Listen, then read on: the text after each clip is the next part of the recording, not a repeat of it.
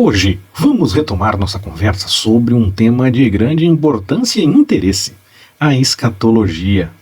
Ao longo da história, as interpretações sobre os eventos futuros têm gerado muitas discussões e diferentes visões. Estamos prestes a iniciar uma série de mensagens e eu gostaria muito de convidar você a fazer parte dessa jornada conosco. Antes de entrarmos nos detalhes, quero lembrar que nossa intenção é buscar entendimento, sem perder de vista que a soberania de Deus está sobre todos os eventos. Compartilharemos o que está revelado e, ao mesmo tempo, lembramos que há coisas seladas, pertencentes unicamente ao Senhor. Contamos com seu like nesta mensagem, que começa logo depois da vinheta.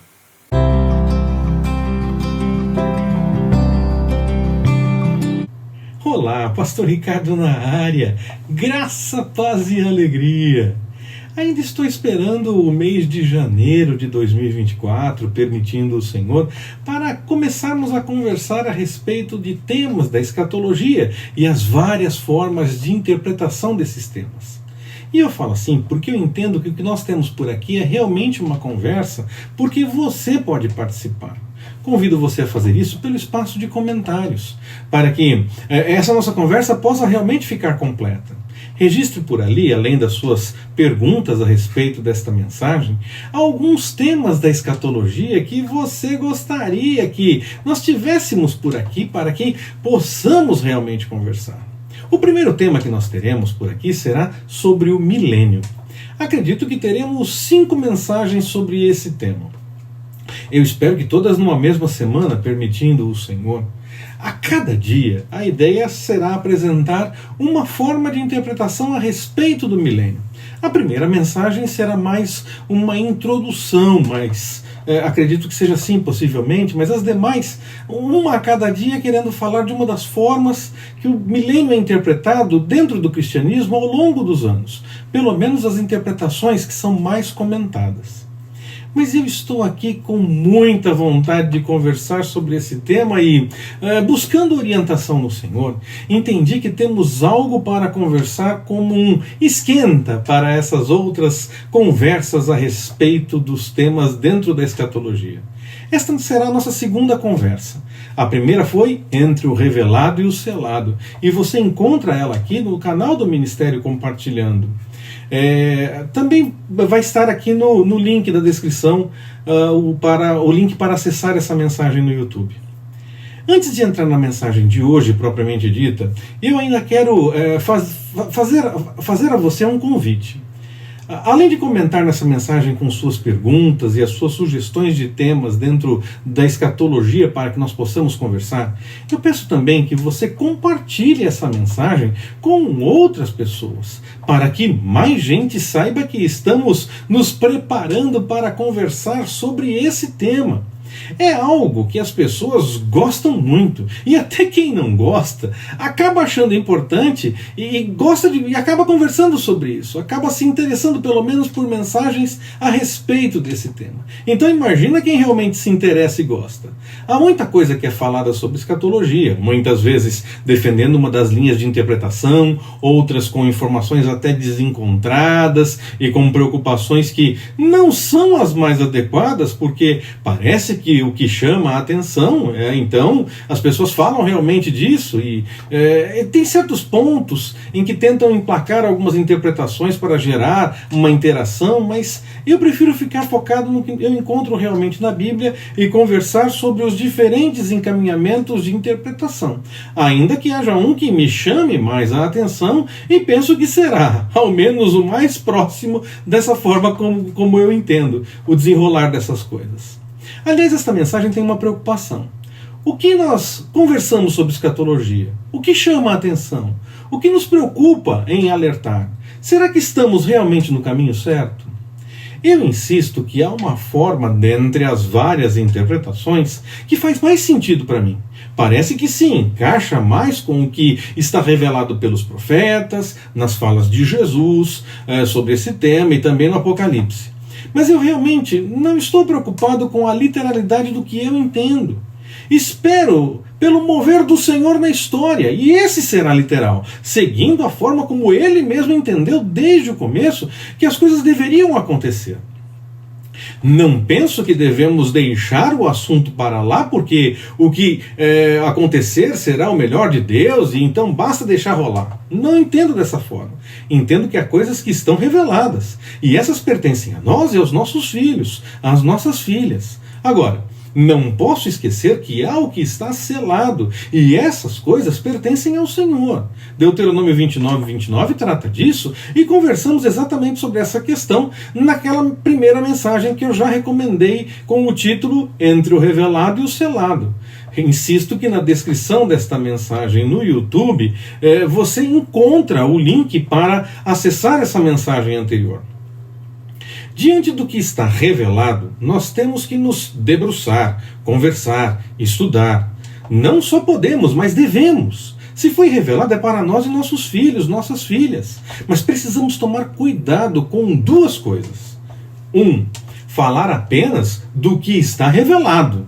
E 2. Não nos preocuparmos com a literalidade do que podemos discernir. Porque o Senhor vai agir literalmente. Não como entendemos, mas como Ele definiu. Pensando nesses dois pontos, tomar cuidado para falar do que está revelado e deixarmos o Senhor agir na história como Ele mesmo definiu, estou aqui com essa mensagem. Começo com a questão da literalidade.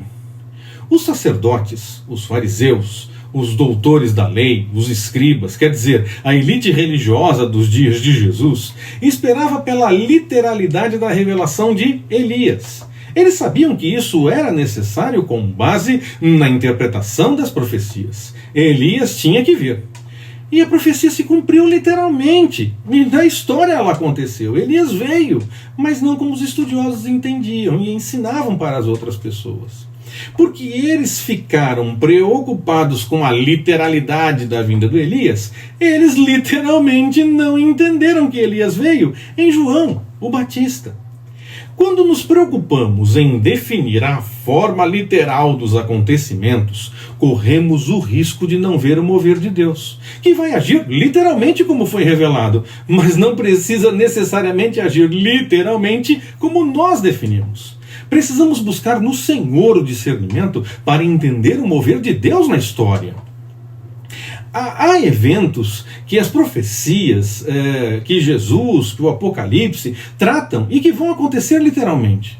Mas será mover de Deus na história. Vai acontecer no correr dos acontecimentos. Assim, cuidado para não esperar a literalidade de um jeito, sendo que pode até ser, aí tudo bem, será notado. Mas se for como foi a vinda de Elias, algumas pessoas podem não notar que será o agir do Senhor na história. E passo agora para a questão que temas nós devemos conversar. Um tema dentro do Apocalipse que chama muito a atenção é a marca da besta. Segundo o texto, será uma marca na mão direita ou na testa que as pessoas terão que aceitar para que possam fazer transações comerciais, para comprar e vender. Mas o texto diz que aceitar essa marca é sentença de morte. Então as pessoas querem entender o que será essa marca, querem antecipar, se preocupam exatamente com esse ponto. Muito já se falou sobre tatuagem, carimbo, código de barras, QR Code, chip. É isso que chama a atenção das pessoas. Até a questão da vacina contra a Covid, por ter a obrigatoriedade do atestado de vacinação e várias limitações para quem não queria se vacinar, até isso serviu para falarem que seria a marca da besta. Algumas vezes, pessoas realmente se preocupam com esse assunto e começam a fazer observações sobre a marca da besta, e a ideia é mera tentativa de antecipar para evitar o problema. Em outras, pessoas que não estão preocupadas com o assunto usam a credulidade das pessoas para gerar medo e pânico por coisas que elas não querem por outras razões, até por mera chacota, mas começam a falar como se fosse a marca da besta, e com o tempo algumas pessoas passam a repetir como se fosse algo sério. Mas eu entendo que estamos nos preocupando com algo que não era para se preocupar. O que está revelado é que será algo no momento histórico do anticristo e servirá para transações de compra e venda. Isso é o que nós temos que alertar. Esse é o ponto que temos que falar. Que as pessoas tomem cuidado com algo que tenha ligação com a mão direita ou com a testa e que sirva para comprar ou vender. Se ficamos falando do que pode ser, corremos o risco de cair em descrédito. A tecnologia avança muito a cada dia. Pode ser que seja algo que nem foi inventado ainda. E se nós ficarmos tentando adivinhar o que vai ser, nós podemos falar coisas que poderiam servir sim para isso, mas que com o avanço da tecnologia e da ciência, amanhã já pode ser outra coisa. E as pessoas vão achar que nós fomos alarmistas, fatalistas e essas coisas. Que nós estávamos errados ao dizer que era outra coisa, que talvez estejamos errados de novo. As pessoas já não acreditam facilmente na pregação como ela realmente tem que ser. Elas preferem o que chama mais a atenção, o que gostam mais. E o Evangelho fica muitas vezes diferente do que a Bíblia realmente revela. Imagina se elas tiverem dados para dizer que erramos em análises no passado. Vão dar menos crédito ainda. Temos que alertar o que está revelado. Será algo envolvido com o governo do anticristo, que possivelmente muitas pessoas nem vão aceitar que seja isso. Talvez seja alguém que consiga a simpatia de muita gente, ou não teria poder, não é mesmo? E será uma marca que vai definir que pode comprar ou vender. Passar disso é correr o risco de falar bobagem mesmo.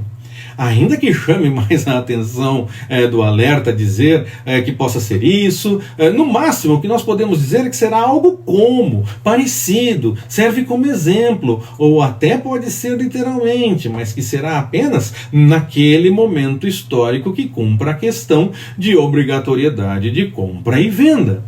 Antes disso, qualquer coisa pode ser literalmente ou pode ser apenas algo que está na sequência do desenvolvimento tecnológico para ser aquele do momento histórico dos eventos realmente. Há outro tema que dá muito ibope. Quando começa a contar a última geração que Jesus disse que não passaria até o cumprimento das profecias.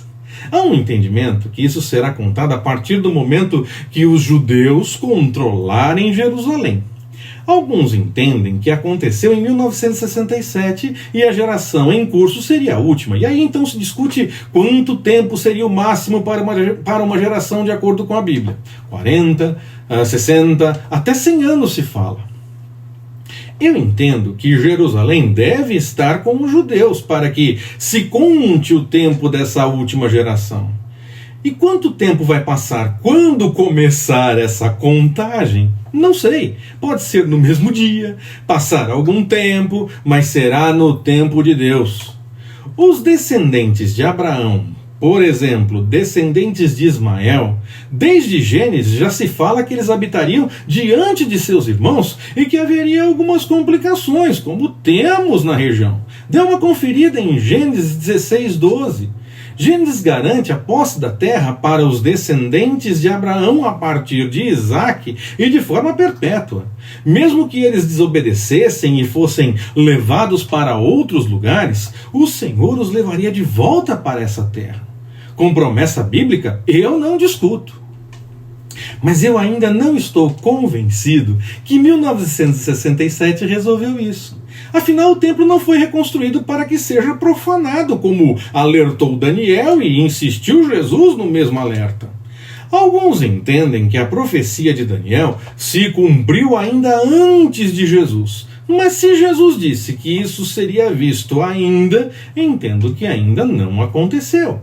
Os judeus nem podem fazer orações no local, devem se dirigir para o muro lateral, conhecido como Muro das Lamentações, mas até onde eu sei, o judeu mesmo o chama por outro nome. A menos que o Senhor encaminhe as coisas de outra forma, eu entendo que ainda falta para os judeus algumas partes de Jerusalém, e assim entendo pessoalmente que a última geração ainda não está contando. Mas muita gente entende que já está. Como sempre, eu não gosto de discutir o assunto para ter razão, mas para buscar o melhor entendimento, porque, no fim, o que eu entendo como necessário para o cumprimento da forma literal, ou o que outra pessoa entende, não precisa acontecer literalmente desse jeito, mas o cumprimento será literal no plano do Senhor. Conversamos, discutimos e estudamos o que está revelado, mas o cumprimento literal será o da vontade do Senhor, qualquer encaminhamento que seja. Por fim, quero reforçar uma coisa. Não entendo que só devemos esperar o cumprimento histórico, porque será o melhor de Deus em nossa vida. Bom, será, é fato, mas há coisas reveladas, e essas pertencem a nós e aos nossos filhos, nossas filhas. Sobre essas devemos conversar e meditar. Agora, não podemos cravar a literalidade da forma como os eventos vão acontecer, porque há coisas seladas, e essas pertencem ao Senhor. E o agir literal de Deus para cumprir o que foi revelado será no correr da história. Vai ser agir no meio da história mesmo, dos eventos, das coisas, e, ainda que seja literal como foi revelado, pode ser como a vinda de Elias. Se nos preocuparmos com a literalidade do que entendemos, podemos perder a literalidade do cumprimento. Conversamos sobre as coisas, estudamos, buscamos entendimento, mas devemos buscar o discernimento no Espírito Santo, para não nos fiarmos no nosso próprio entendimento e esperarmos a literalidade do que entendemos, mas crer no agir do Senhor na história, cumprindo literalmente o que foi revelado, mas da forma como Ele entende. A literalidade de Elias foi cumprida e Jesus mesmo confirmou isso, mas não foi literalmente como se esperava. Que não percamos os acontecimentos, porque queremos apenas ter razão no que entendemos. Insisto no convite para registrar nos comentários os temas que você gostaria que nós tivéssemos conversas por este espaço dentro do assunto escatologia. E claro, convide outras pessoas a acompanharem nossas conversas. Compartilhe para que possamos realmente ampliar a chance de conversar com mais pessoas e sobre mais assuntos para buscar o entendimento que está revelado. Que o Senhor nos abençoe. Forte abraço, até mais, permitindo o Senhor.